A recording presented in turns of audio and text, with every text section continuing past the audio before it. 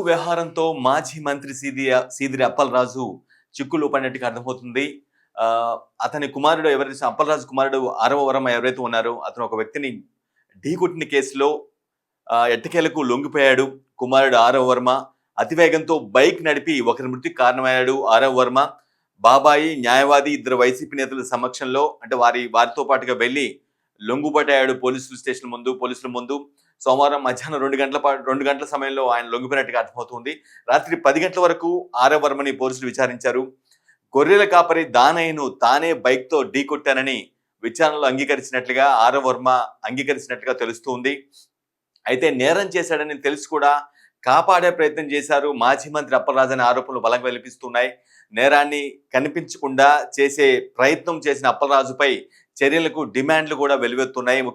ముఖ్యంగా ఆయన ప్రత్యర్థి అదే సీదిరి అప్పలరాజు ప్రత్యర్థి పలాస ఎమ్మెల్యే గౌతు శిరీష చాలా బలంగా అప్పలరాజుపై కూడా చర్యలు తీసుకోవాల్సిన అవసరం ఉందని అంటూ ఉన్నారు. ఆ మేరకు పోలీసులు వ్యవహరించాలని డిమాండ్ చేస్తున్నారు. కొడుకు తీరుతో మాజీ మంత్రి వైసీపీ నేత సీదిరి అప్పలరాజు చిక్కుల్లో పడ్డారు. అతి వేగంతో బైక్ నడిపి ఒకరి మృతికి కారణమైన సీదిరి అప్పలరాజు కుమారుడు ఆరవ వర్మ ఎట్టకేలకు పోలీసులు ఎదుట లొంగిపోయాడు. అప్పలరాజు సోదరుడు త్రినాథరావు ఓ న్యాయవాది ఇద్దరు వైసీపీ నేతలతో కలిసి సోమవారం మధ్యాహ్నం 2 గంటల సమయంలో కాశీబుగ్గ పోలీస్ స్టేషన్ లో లొంగిపోయినట్టుగా మనకి స్పష్టంగా అర్థమవుతుంది. అయితే ఈ కేసు నుంచి తన కుమారుని తప్పించేందుకు సీదిరి అప్పలరాజు పన్నిన పన్నాగం బెడిసి కొట్టిందనే వాదనలు కూడా పలాసలో వినిపిస్తున్నాయి. ముఖ్యంగా గౌతు శిరీష్ ఆరోపిస్తున్నారు. నేరానికి పాల్పడిన తన కుమారుడి స్థానంలో అప్పటికప్పుడు మరొకరిని ప్రవేశపెట్టి వ్యవస్థలు వ్యక్తులను మేనేజ్ చేసిన ఆ గుట్టు రట్టయిందని అంటూ ఉన్నారు. నేరాన్ని కప్పిపుచ్చడం, పోలీసుల్ని తప్పుదారి పట్టించడం, నిందితుడిని ఘటనా స్థలం నుంచి ఆఘమేఘాలపై తప్పించడం, సాక్ష్యాధారాలు మాయం చేయడానికి యత్నించడం, తన అనుచరులను రంగంలోకి దించి బాధితుడి కుటుంబంతో రాజీకి ప్రయత్నించడం, ఇలా మొత్తం చాలా అంశాలు కథ, స్క్రీన్ ప్లే, దర్శకత్వం అంతా కూడా సీదిరి అప్పలరాజు నడిపించాడని, విషయం బయటికి రాకుండా తొక్కి పెట్టాలని చూశారనే వాదనలు కూడా బలంగా వినిపిస్తూ ఉన్నాయి. తన కుమారుడు ఆరవ వర్మను సోమవారం పోలీసులు ఎదుట లొంగిపోయేలా చేశారు అని స్పష్టంగా అర్థమవుతుంది. కొంతమంది దాన్నే బేస్ చేసుకుని ఆరోపణలు చేస్తున్నారు. బిఎన్ఎస్ లోని పలు సెక్షన్ల కింద ఆరోపై కేసు నమోదు చేశారు. నేరాన్ని కప్పిపుచ్చేందుకు కుట్ర పన్నిన సీదిరి అప్పలరాజుపై మాత్రం కేసు పెట్టలేదు. ఇది కూడా వివాదానికి దారితీస్తుంది. అక్కడ పర్టికులర్ గా గౌతు శిరీష ఇదే అంశాన్ని రిపీటెడ్ గా ఆరోపిస్తున్నారు. ఆరవను తీసుకెళ్లడానికి ఆసుపత్రి సిబ్బంది స్ట్రెచర్ తీసుకొచ్చినా కూడా నడుచుకుంటూనే లోపలికి వెళ్ళినట్లుగా సీసీటీవీలో స్పష్టంగా అర్థమవుతుంది. ప్రమాద సమయంలో ఆరవ్ బైక్ తో పాటు కుడివైపుకు పడిపోయాడు. దీంతో ముఖం, చేతులకి స్వల్ప గాయాలయ్యాయి. అనంతరం సీదిరి అప్పలరాజు తన అనుచరుడి కుమారుడైన సిద్ధార్థ్ త్యాడిని తెర మీదకు తీసుకొచ్చారు. యాక్సిడెంట్ తానే చేశానంటూ పోలీసులు ఎదుట లొంగిపోయేలా చేసినట్లుగా అర్థమవుతుంది. బాధితుడి కుటుంబంతో రాజీ కోసం కూడా తన అనుచరులను రంగంలో దింపినట్లుగా తెలుస్తుంది.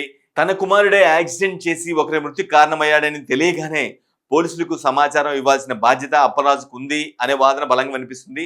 ఒక వైద్యుడిగా, ఒక మాజీ ప్రజాప్రతినిధిగా, మాజీ మంత్రిగా పనిచేసిన ఆయనకు ఆ విషయం తెలియదు అనుకోలేము. కానీ ఆయన అలా చెప్పలేదు సరికదా, నేరాన్ని దాచిపెట్టారని బలంగా ఆరోపిస్తున్నారు గౌతు శిరీష.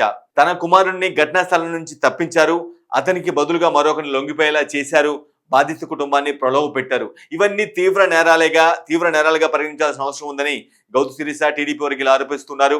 అయినా పోలీసులు ఇప్పటి వరకు అప్పలరాజుపై కేసు నమోదు చేయలేదని విస్మయం వ్యక్తం చేస్తున్నారు. పలాస ఎమ్మెల్యే అప్పలరాజు ప్రత్యర్థి గౌతు శిరీష మాత్రం ఇదే విషయాన్ని రిపీటెడ్ గా ప్రశ్నిస్తుంది. అప్పలరాజు మీద కూడా కఠిన చర్యలు తీసుకోవాలని డిమాండ్ చేస్తుంది. ఆ దిశగా పోలీసులు వ్యవహరించాలని కోరుతుంది. నేరం చేసిన వాడికంటే దాన్ని దాచిన వ్యక్తి మరింత ప్రమాదకరమని ఆమె ఆరోపిస్తుంది. ఏదేమైనా టోటల్ వ్యవహారంతో కుమారుడు ఆరవ వర్మ తీరుతో ఆరవ్ చేసినటువంటి నేరంతో సీదిరి అప్పలరాజు కొంత ఇబ్బందికర పరిస్థితుల్లో డిఫెన్స్ లో పడిపోయినట్టుగా అర్థమవుతుంది. గౌతు శిరీష కావచ్చు, లేదంటే టీడీపీ నేతలు చేసిన ఆరోపణలను సీదిరి అప్పలరాజు ఖండిస్తున్నారు. ఒకవేళ తన కుమారుడు వల్ల అన్యాయం జరిగింది వేరే వాళ్ళకి కాబట్టి ఆ ఉద్దేశంతోనే మేము శాంతియుతంగా అంటే ఇట్లా ఎలాంటి భేషజాలకు పోకుండా లొంగిపోయామని, చట్టపరంగా మేము అన్ని వ్యవహరిస్తామని ఏదైతే టీడీపీ నేతలు కావచ్చు, లేదంటే గౌతు శిరీష చేస్తున్నటువంటి ఆరోపణలు మొత్తం కూడా ఖండిస్తున్నారు. వాటిల్లో అన్ని కూడా నిరాధారమైనవని అని చాలా స్పష్టంగా సీదిరి అప్పలరాజు చెప్తున్నారు. న్యాయం, చట్టం తన పని తాను చేసుకుపోతుందని, ఆ విషయంగానే తాము చట్టానికి సహకరించేందుకు కూడా అన్ని విధాలా సిద్ధంగా ఉన్నామని సీదిరి అప్పలరాజు చెప్తున్నారు. ఏదైనా సరే మొత్తం 2 వర్గాల మధ్య అటు టీడీపీ వర్గీయులు కావచ్చు, ఇటు వైసీపీ వర్గీయులు ఎవరుతున్నారు సీదిరి అప్పలరాజు వర్గీయులు వీళ్ళిద్దరు కూడా డి అంటే డి అనేలా ఈ వ్యవహారానికి పర్టికులర్ గా ఈ కేసులో మాత్రం ఇద్దరు కూడా డి అంటే డి అనుకునేలా వ్యవహరిస్తున్నారు. ఎవరికి వారు వారిని డిఫెండ్ చేసుకునే ప్రయత్నం చేస్తున్నారు. ఒకరేమో ఇరికించే ప్రయత్నం చేస్తుంటే ఒకరేమో లేదు మేము న్యాయబద్ధంగానే వ్యవహరిస్తున్నామని, తప్పు మా వల్ల జరిగింది కాబట్టి లొంగిపోతున్నామని కొంత డిఫెన్స్ మోడ్ లో మాట్లాడుకునే ప్రయత్నం చేస్తున్నారు. ఏదేమైనా ఈ విషయం మాత్రం మొత్తం కూడా టోటల్ ఎపిసోడ్ మొత్తం కూడా కొంతగా అప్పలరాజుని మాత్రం ఇబ్బందులు పెట్టేలాగా కనిపిస్తూ ఉంది.